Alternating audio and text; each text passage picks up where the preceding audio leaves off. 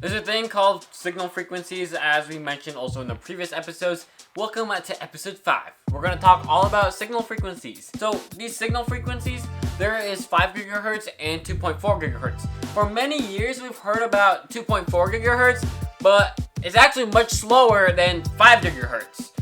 And for 2.4 gigahertz, it can last for a farther range of distance.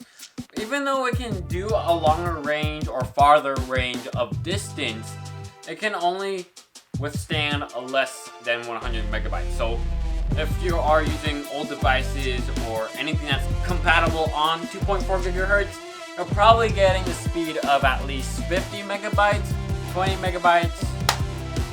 The one when I got it was like 7 megabytes. It was really low.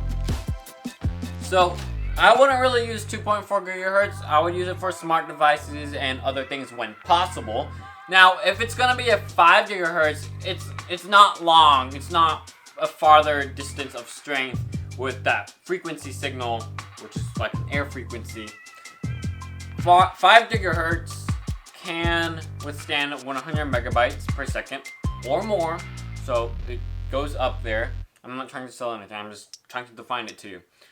Now, if you just have 2.4 gigahertz, but you want more signal, you would need a LAN or a WAN cable. This is how it's made out of. For copper, which is actually Ethernet. So yeah, copper is being used for your Ethernet cables, which can actually slow down the Wi-Fi signal during the hot summer heat. Gladly, it's not really that hot. However, but yeah. For TV cables, that goes to your modem or your TV. They also use a copper cable. However, they're coded so then they're like outside of the Ethernet, I would have to say. Now, there are 2 different types of copper. There is a stranded copper and a steel copper. Now, the internet exchange cable, they have copper, regular copper, stranded copper, steel copper, and glass fiber. Fiber is used on the internet exchange cables and also the residential cables. If you had not known about these, you can go ahead and check it out in the iCard above or at the end of the video.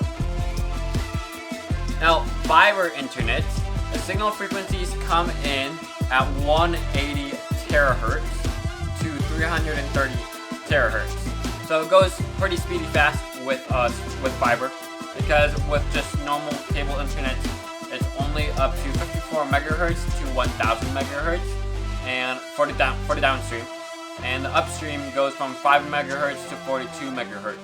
I'm Reagan from ReaganVFilms Tech. This is episode 5, signal frequencies. It's pretty simple, but a tiny bit different and complicated. If you want to check out the other episodes, just go ahead and check them out. They're all linked in the description down below. And I'm Reagan from ReaganVFilms Tech. Hopefully you have a great day and a great school day. Shaka and mahalo. I'll see you on the next adventure.